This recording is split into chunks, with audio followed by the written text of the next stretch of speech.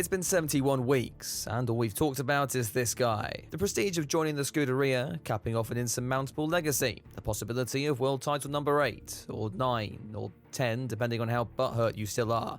71 weeks, and yet very little mention of the other side of the garage. Charles Leclerc's reputation is a pretty divisive topic right about now. Some think he's the next best thing since Twitter's block button, others believe he's overhyped, and then there are the corners of the internet who want to do a plethora of unspeakable things to the guy.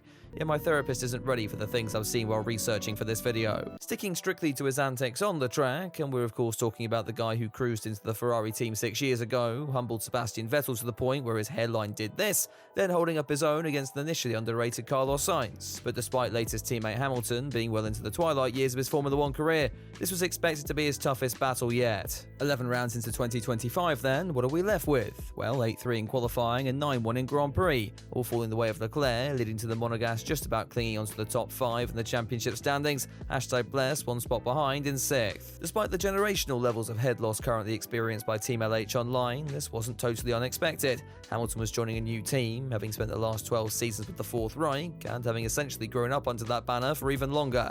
This was the biggest shift in the Britain's career. But 11 rounds into the championship, that time to bed in should have wrapped up by now. And whether it has or hasn't in reality, the results don't make for great reading, unless you're an F1 content creator who can milk this like a TikToker milks a dead relative. Or we can slag Lulu until the cows come home though. Maybe it's time we start putting a little bit more respect onto Charles Leclerc's name.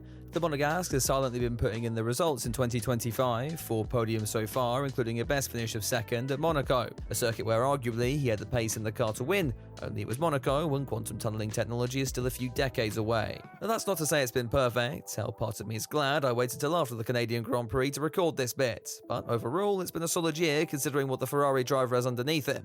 And you see, that's also part of the problem. Speaking of problems, if you're like me and enjoy the pain of a 9 to 5, you've probably got a fair few of them. One particular annoyance is when your boss decides we're going to sort out accounting with this software and timesheets with that one, and your help desk with another, which ironically is no help whatsoever. But that's where this video's sponsor comes in. You may remember Odoo from a few weeks back, but if you don't, let me give you the quick rundown. Odoo provides you with a centralized and intuitive platform for all of your business needs, whether that be website creation, invoicing, manufacturing, or any other from their vast library of apps. Let's focus in on one in particular today and take a look at emails. When you're sending these out to potential customers, you're going to want something slick, eye-catching, and professional, and running crying to Gmail just isn't going to cut it. Odoo's email marketing tool makes it really fast and easy to create polished-looking pages, send them out to customers, then quickly analyze and keep track of feedback and replies. All that and a lot more for their affordable price of just €19.90 per month, granting you access to all of Odoo's available apps and removing the need to juggle a million different systems at once. And if you'd rather just try Odoo first, you can get one of these apps, take the email marketing one for example, completely for free. No strings attached and with unlimited lifetime hosting and support. Interested? Well, check out Odoo by heading down to the description below, and a big thank you to them for sponsoring this video. Anyway, where were we? Oh yeah, problems. Crikey, where do I start?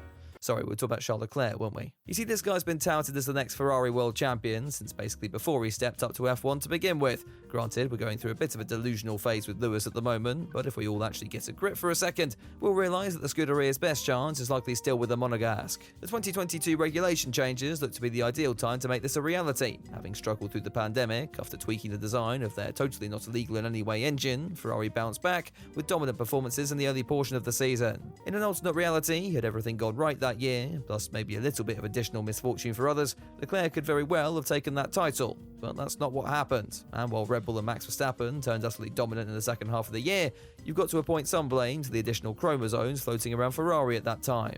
Super Mario may have been one of their best and most experienced engineers, but stepping up to the top job didn't pull upon enough of Binotto's strengths. He may well have nurtured those nowadays, but it's too late and he's been confined to Sauber. So Ferrari may have built a car ready to challenge for the title, and with Leclerc and Sainz, maybe they had the drivers to do so as well, but operationally they fell short, and arguably their best opportunity was soon out of the window. It just begged the question then, how much more of this would Charles Leclerc take? Well, as it turned out, quite a lot, when the Monegasque extended his contract at the start of last year to the end of 2029.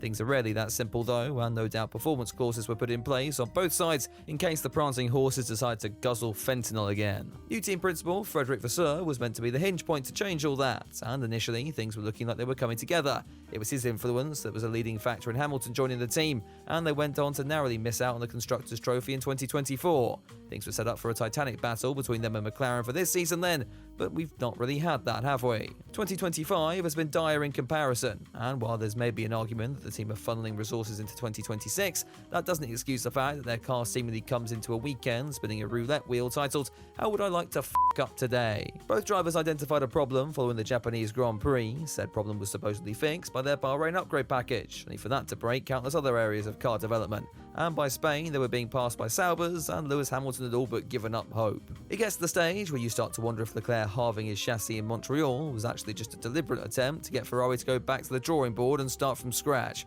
But jokes aside, questions will obviously end up being raised about how far the Monegasque loyalty would stretch, and so here we are today. Rumours ahead of the 2025 Canadian Grand Prix claimed many things. Ferrari were in turmoil, Vasseur should be lined up and shot, and then there was that piece that suggested Charles Leclerc had opened up talks with other teams about requiring his services even as early as 2026. Now it goes without saying that Prime Leclerc, if this is even what we have right now, won't hang around forever. The Monegasque is young, but that clock is ticking away. Question is though, where exactly could he go? Most outfits deliberately put drivers onto multi-year deals last season so that lineup headaches wouldn't be a thing, whilst the new regs were triggering an onslaught of severe brain aneurysms throughout the factory. That leaves very limited seats open for 2026, and let's be honest, you're not going to leave a top team and join Alpine and Enstone, are you? Actually, let's not bring that up again. Leclerc swapping the red of Ferrari for a Cadillac would be equally delirious, meaning the only seats that would make any ounce of sense lie with those that are still open at Mercedes and Red Bull. Antonelli is locked down for at least one more year and would have done enough to stay regardless. Instead, it's George Russell's drive that's currently up in the air for next season, though let's be honest, both parties want the Briton to stay on. And after his dominant victory in Canada the other week, this one's more a matter of when rather than if. Can't wait for that one to age like a bowl of sick. The only way Leclerc to Merc happens is if the Silver Arrows lose Russell first. There have been stories linking him to Red Bull over the past 12 months, but considering recent events and comments under Dutch media in the last few days, I can't see that happening. Look, here's one. This apparently translates to George Russell is the man who just walks into the house and shouts, "They're in the attic," when they come in. Let's still talk about that second seat at Red Bull though, even if it does sort of speak for itself. They've put experienced drivers in that seat, they've put fetuses in there, they've even put drivers whose driving style allegedly matched Verstappen in the other car. No one has yet been able to tame it, and while Leclerc would by far be the most high-profile name to give it a shot, it's not worth the risk when you're already cushy with a certain Italian stallion. And this is all dependent on both Merc and Red Bull being competitive next year. F1 is seeing the biggest shake-up since the turbo hybrid rules ruined the sport in 2014. And while it's impossible to really predict where anyone will end up at this stage, it's fair to assume Ferrari will at least have the resources to make a decent crack at it. Well, apart from the time they took inspiration off a bathtub or off a vacuum cleaner. To sum all this waffle up then, Charles Leclerc should stay at Ferrari, to which you're probably thinking, well, obviously, you f***ing idiots, why have you just wasted the last 8 minutes of my life? Well, hang on, because yes, Leclerc should stay put for now, but for 2027, if Ferrari aren't able to deliver the car they've been promising for the last 20-odd years, then yeah, maybe it is time to start looking elsewhere. The playing field would be a bit more clear at this point, and it would be much easier to make an informed decision over who's got the new rules right, rather than just throw some shit at the nearest wall and pray that it sticks. I'd expect the Mercedes door to be firmly closed at this stage, but one seat that could become available is that alongside Special at Aston Martin. Fernando Alonso either calls it a day or is euthanized out of pity, and then we get an Adrian Newey-Charles Leclerc partnership that could well dominate the sport for seasons to come. Then again, this is Aston, and you could probably give them the blueprint to success, and they just auction it off for PR. Ferrari still have about 12 months to turn their organisation around, but this guy won't wait forever, and definitely not until 2029. Those are my thoughts though, and given I can't predict what will happen next weekend, I wouldn't head down to the bookies on this one anytime soon. But do let me know your thoughts down in the comments below, and we'll get the conversation started on this one. If you enjoyed the video, be sure to drop it a like and subscribe. I've been waffling about shit I don't know about for years now, and will be terrorising your feed for many to come, so why not submit and just enjoy the ride. Thanks again to Odoo for sponsoring this video. Be sure to check them out in the description below, and while you're down there, why not consider becoming a patron or channel member. They get early access to videos like these, as well as receive exclusive content every month as well. I'll be getting started on that next, so I'll see you over there, but in the meantime, have a good one.